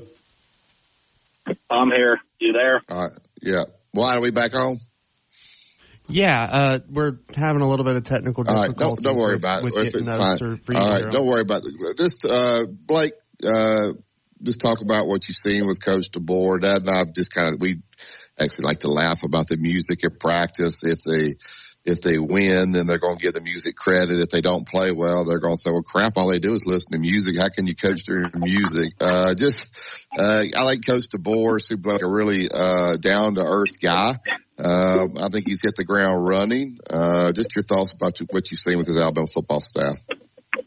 I think so far it's been good. I like how he's kind of come in and just done it his way a little bit. I think it would be easy for the guy to follow Nick Saban to try to slot in there and do everything exactly the way Nick Saban's done it. But, obviously he's had a lot of success at other places, and it's cool to kind of see him put his own spin on the program. He's so far recruited at a very high level. Players seem to like him. So, overall, as much as the sample size we've seen without me even seeing a practice clip, seems like the guys like him. It seems like he's doing a really good job. So I'm excited for the fall and kind of get going and see what this new era Alabama football is going to be. Yeah. I think he's got a lot of confidence. He's got a lot of confidence in the staff. I think this will be a close group. I think with Coach Saban, sometimes I think maybe those guys walked around on eggshells, worried about what they said and did. Of course, they weren't speaking to the media. He's letting the media in now. He's letting the coaches talk to the media. So there's a lot more access that's going on with this Alabama football team, which is great. It's great for sports radio for sure. It gives us content when you have more people speaking. And we'll see as they get to the season, will these guys still have roles at press conferences after games? That'll be interesting to me. Will the coordinators be available to the media after a game? So the stuff is different there. I like that he's doing it his way. You're right. You could come in and do it the way Coach Saban did, but this guy's been successful and he has a system already in place that he thinks will work. So I think he's off to a good start here. I just don't want people to talk about him taking it to another level. I think Saban had this. What other level is there to get to? I don't know. There is no other level, unless you win the national championship every year or win it 3 times in a row. So anyway, all right, we'll take the break here. We'll open back up the phone lines. We can talk football if you want.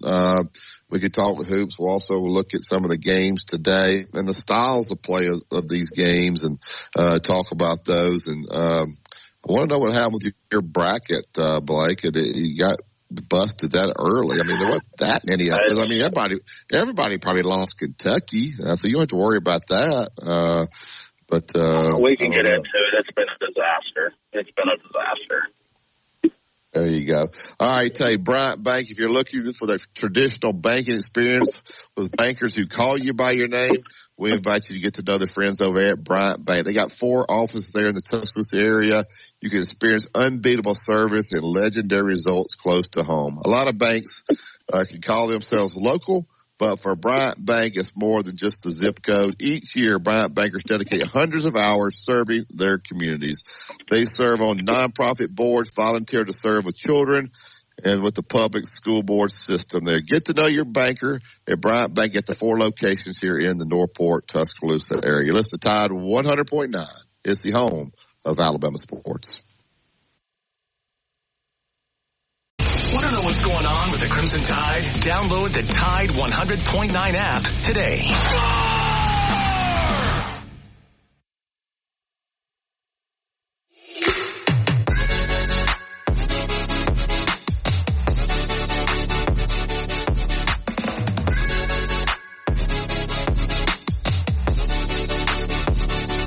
All right, welcome back to Inside the Locker Room, 205-342-9904 if you want to get in on the show with this morning. Alabama baseball travels to Georgia. I know Auburn off to an 0-4 start.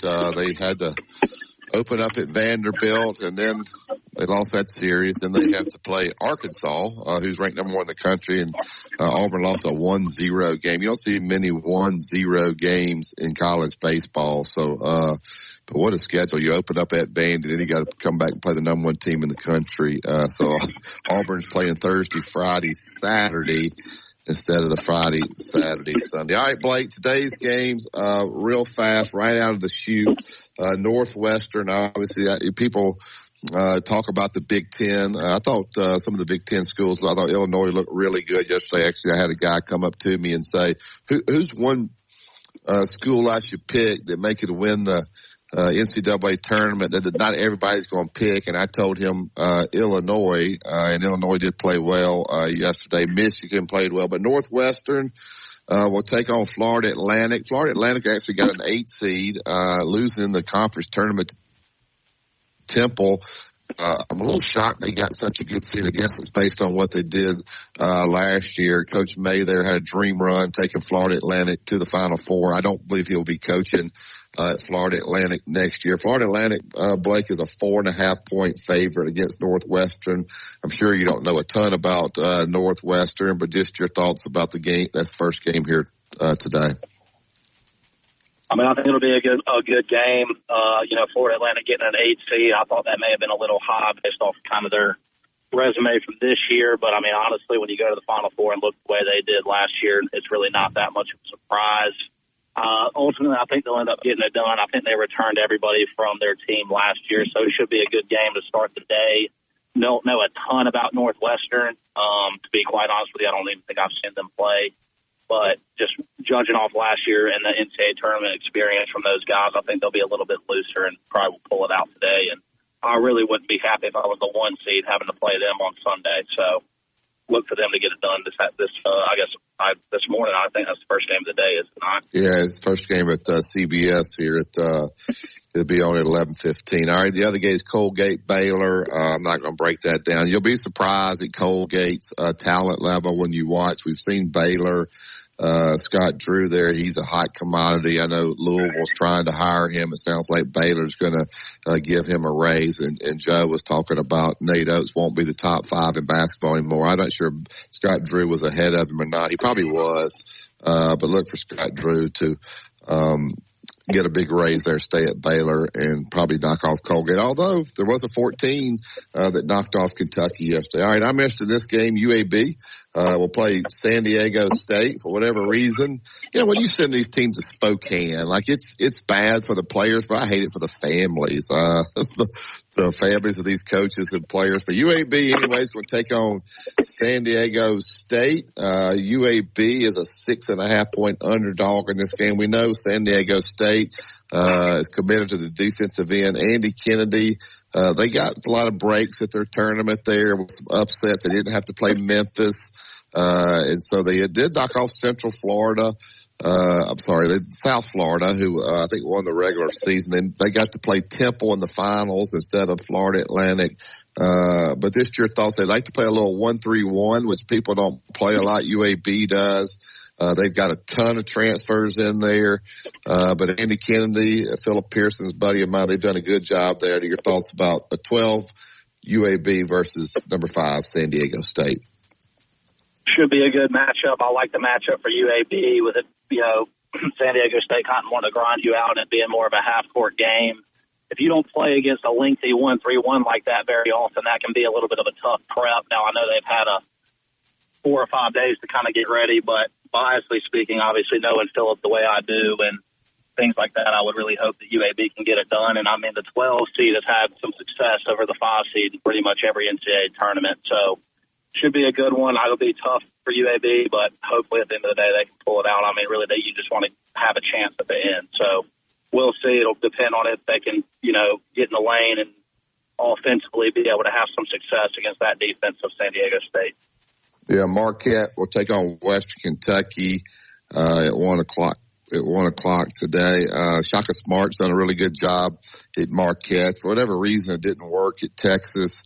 But he's come to Marquette. They've obviously had to play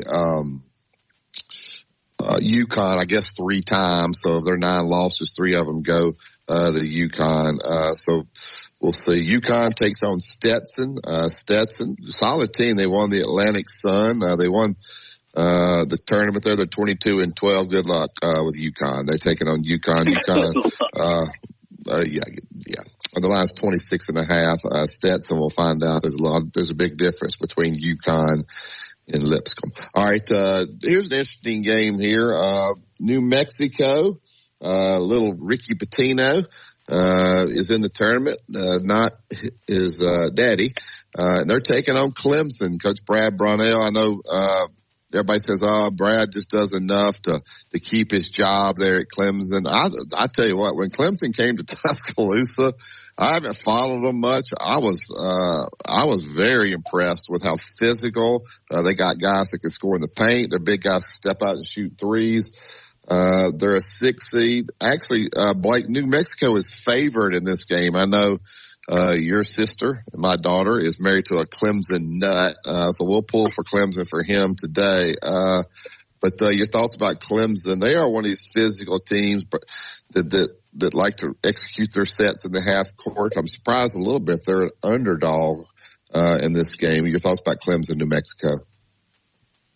I think it's going to be a really good game. The 11 seed has had a lot of success against the 6 seed here recently, especially yesterday. They went 3-0, and with New Mexico being favored, I would probably lean New Mexico getting it done. But, Clemson's got some older guys. They got the Syracuse transfer, the Girard kid, P.J. Hall over there from, I believe he went to Darlington in South Carolina, who's a good little player. So, Clemson definitely has a chance to win the game, but I would probably lean New Mexico just based off the 11-6 history here recently. I think they're like 28-29-5 or something like that in the last few NCAA tournaments.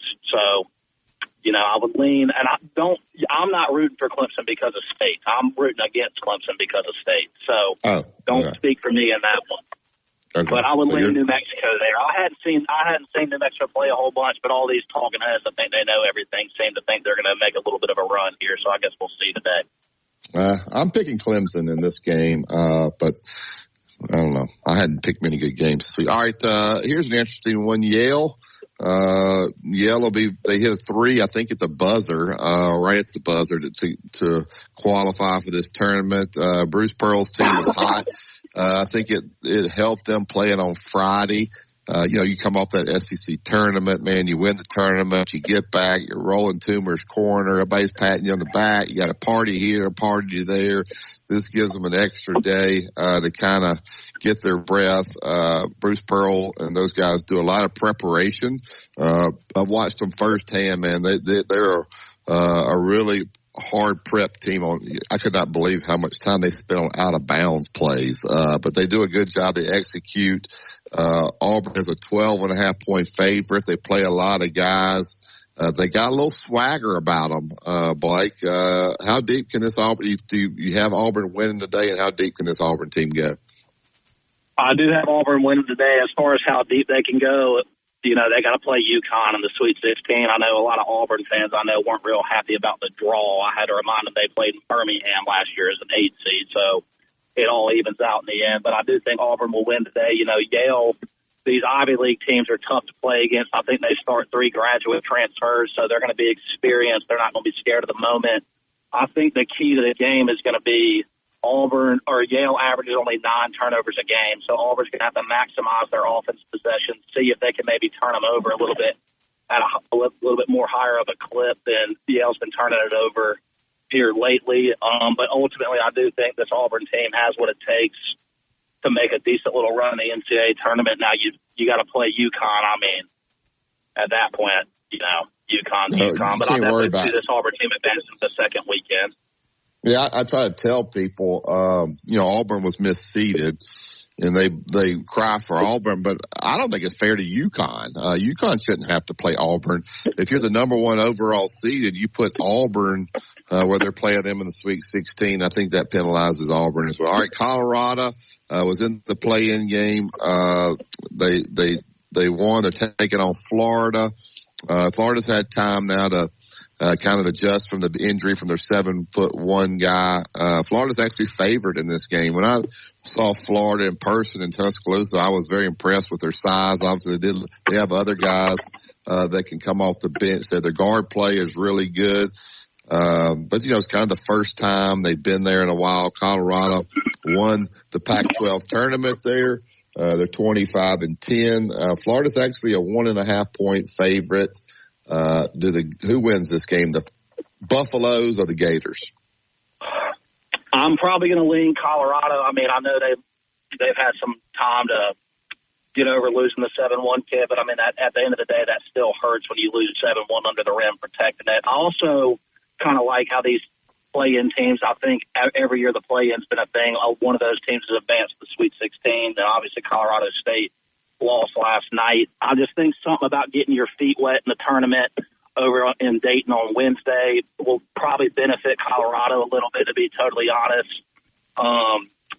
just because they've already experienced the pressure of the NCAA tournament, things like that. So I would lean Colorado to upset the Gators based off those reasons, and the SEC obviously is not as good as people think it is. Yeah, I went off of that theory and picked Colorado State to beat Texas, and they scored 11 points in the first half. So it made me look bad.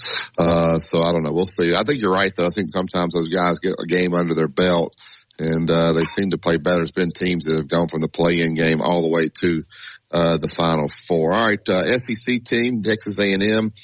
Takes on Nebraska. Fred Hoiberg just got a new contract there. Nebraska had a good year, to be quite honest with you, but they're a little bit like Alabama. They like to play fast, shoot it fast.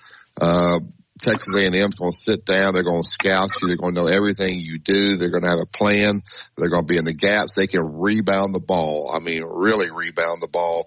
Nebraska is a 1.5 point favorite against the Aggies. 8-9 game here. These are always good contests. Just your thoughts about, can Buzz's team get it done today?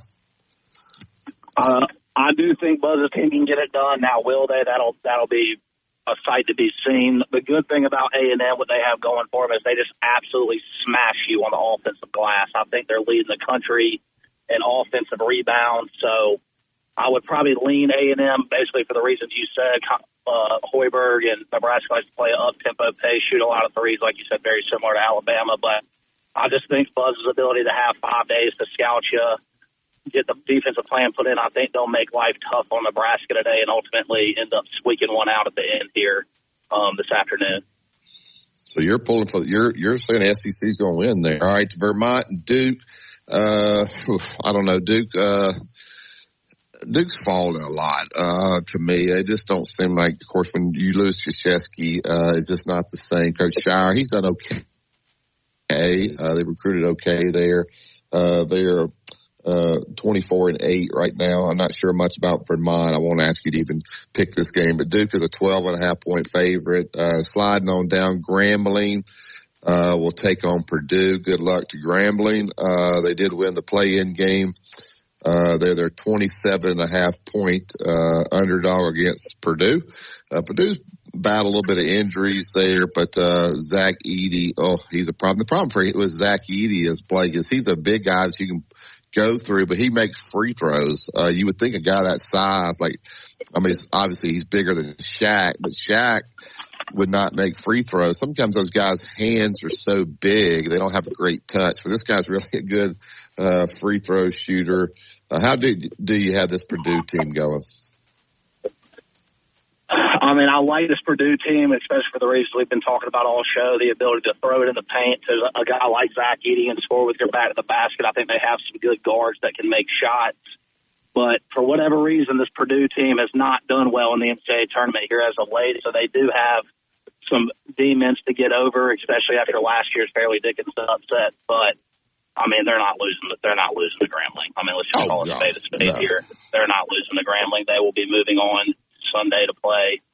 But, we'll see. I think Purdue can go to the Final Four, but at the end of the day, they really struggled in the NCAA tournament here as of late. So it'll be interesting to see how this particular Purdue team does as we kind of move into the second round and on into the second weekend.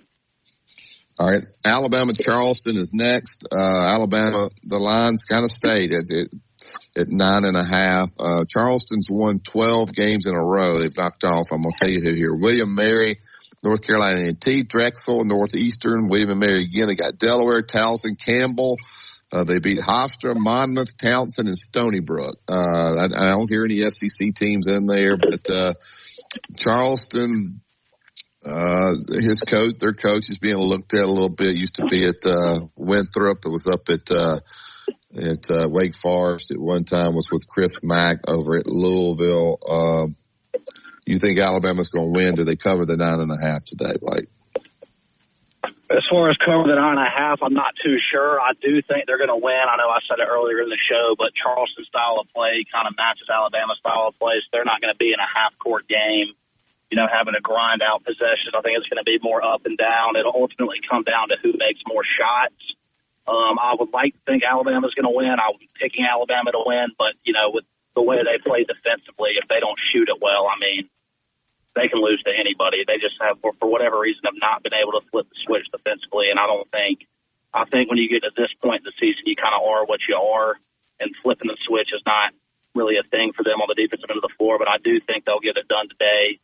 And I just think they need to be thankful of who they drew and kind of the style of play that they drew in order to be successful this afternoon. Yeah, the other game, Longwood, who's been in this tournament, they're taking on Houston. Good luck.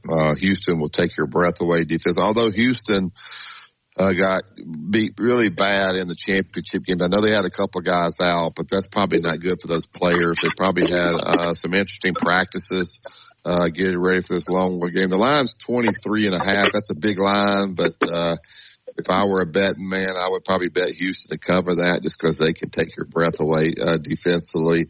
This game is over in Memphis, so I think they should have a good crowd over there in the FedEx Forum. So look for Houston, obviously, to move on. Here's an interesting game, Blake. James Madison's 31-3.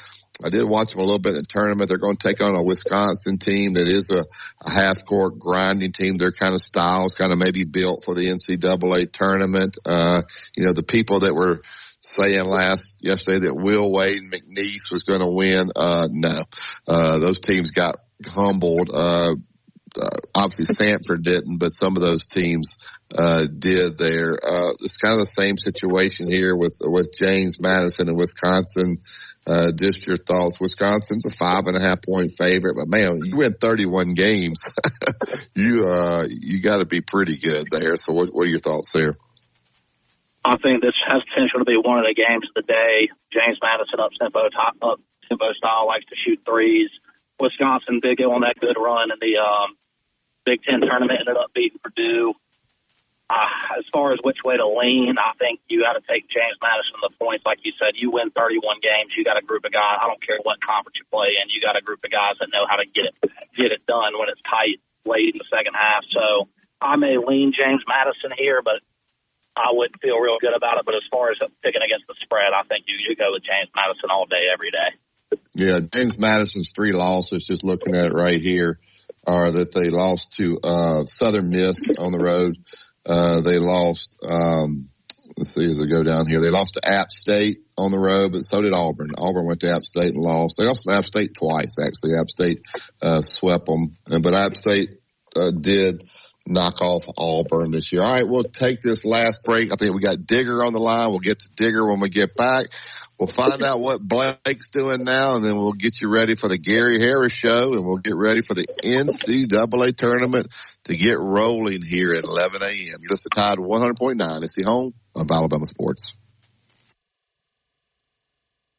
Tide 100.9 traffic. Tuscaloosa traffic now from the Townsend Nissan Traffic Center. Our accident on McFarland and Wuthering Heights is cleared. It was out of the roadway most of the time anyway and never really impacted traffic. Now, in another part of McFarland, if you're traveling from Airport across the river down to Jack Warner, that's problem-free. We're winding things down with just a 9-minute drive between those points. Eastbound 2059 from the 359 interchange to Skyland Boulevard, it's an 8-minute drive there. With your Tuscaloosa traffic now, I'm Ray Romero. Go inside the Alabama Crimson Tide with the Gary Harris Show.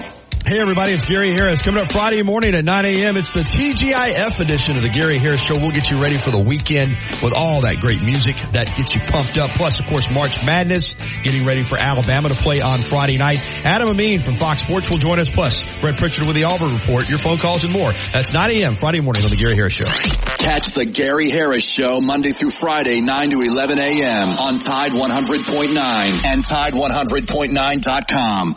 Prices 24/7. You'll find road and utility crews, tow truck, law enforcement, and first responders working along Alabama's roadway. We're making improvements and helping our communities stay connected. We're working hard to make sure you're safe on the road. Now we need your help to make sure we're safe too. Alabama's move over law requires you to move over a lane when you see flashing lights on the roadside. And if you can't safely move over, please slow down. Visit DriveSafeAlabama.org, brought to you by the Alabama Department of Transportation, Alabama Broadcasters Association, and this station. Are you receiving unemployment?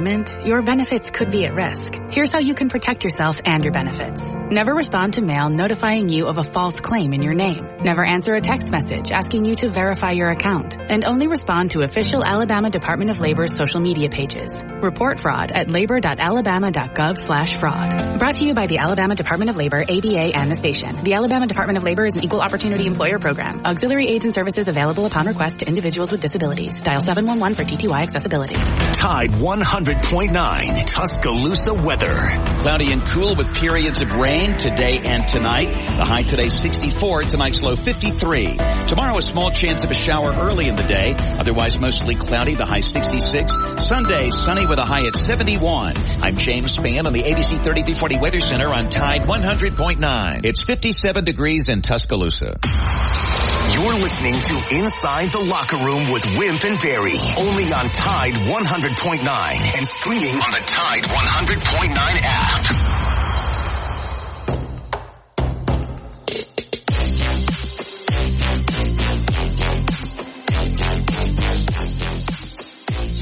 Welcome back to Inside the Locker Room. All right, let's get right to the Yellowwood hotline. We'll go to Louisiana. Get Digger in. Blake's still online. Blake is on the line. He is here. Oh, I'm here. Yeah. He's there. Blake, I am very impressed with you. You're articulate. You're astute. The only thing is I guess we're going to have to commend your mother for all this. No doubt. I appreciate it. And by the way, the University of Texas are looking for some fine men like you. You're more than welcome to swing by Austin anytime. Digger, y'all. I thought y'all were going to lose yesterday. I picked Colorado State. Texas played well. Congratulations. I heard that, Barry, and let me tell you, did you know the Big West is like 1-26 in the tournament? You picked the wrong team, buddy. I'm telling you. And the other thing, I heard a stat yesterday that floored me. There's only been one team since 1997 that's come out of the West to win the national championship. Either I heard that wrong, or it's like, why are we having games on the West Coast? Nobody's ever going to win out there. I just don't know why we got to play, why we got to send Alabama teams to Salt Lake City and Spokane, Washington. I mean, that's... The families can't. I don't know. I'm not sure if they changed that rule. I know they did in the bowl games, but where you can pay some money. Pay money for them to go. That's ridiculous. I will never understand that either. But real quick, one more thing. Shame on y'all. Will somebody please get rid of Scott Brew at Baylor? I know Texas. Yes. Oh, I know we're going to the SEC, but God, he is the dirtiest recruiter, and he gets players that he wants, and he's been a barnacle on our backside for 15 years now. How does he do it, Digger, though? He looks like the All-American clean cut, like he would not be shady at all in recruiting. How does he do it, Digger? I don't know. He's the king of one-liners. He'll just lean over there and talk to the official and say one thing, and all of a sudden the game has changed. It's brutal. The guy is excellent. Let's go. All right, Digger, before you go, what's Steve Sarkisian's record against Kalen DeBoer? 2-2 in Tuscaloosa. 0-2. I said DeBoer. 2-0 in Tuscaloosa. Thank you, Digger. All right, Blake. Real quick, Blake's working for Booster Digital Displays. They do a lot of scoreboards inside. They have jumbotrons. They mount the gym. They do them outside. They do businesses. Just give them a 30-second infomercial as to what you guys do and maybe your information they want to get to you, and maybe you show them some product. Yeah, so I'm working for a company, Booster Digital Displays. I've been over there for a little over 2 years now. We essentially, to high schools, colleges, businesses, we sell LED screens, whether that be score tables, indoor video walls, big football jumbotrons, baseball, softball jumbotrons. We're also in the marquee business as well. So if you're a local business or around the state, you want a digital sign to not only promote your own business, but maybe get some digital advertising for some other businesses on that sign as well. We can take care of stuff like that for you. I would put our service up against anybody 24/7, 365. Your sign goes out, you give us a call. We'll be there to fix it. Free lifetime graphics, all that kind of stuff. So give us a call at 205-523-4799. If you're interested in maybe just dipping your toe in, we'll get you some more information. And we look forward to hearing from you. Yeah, Blake's a grinder. So if you need something, give him a call. Tell him you heard it on Inside the Locker Room. All right, that's it for today's show. We're going to watch NCAA tournament. It'll be down to 16 when we get back on Monday. Blake, appreciate you being on. You did a great job. Thanks, Wyatt, for dealing with all our phone issues and all, and everything. Everything's good. The Gary Harris Show is next, so keep it locked in. You listen to Tide 100.9. It's the home of Alabama Sports. Have a great weekend, everybody.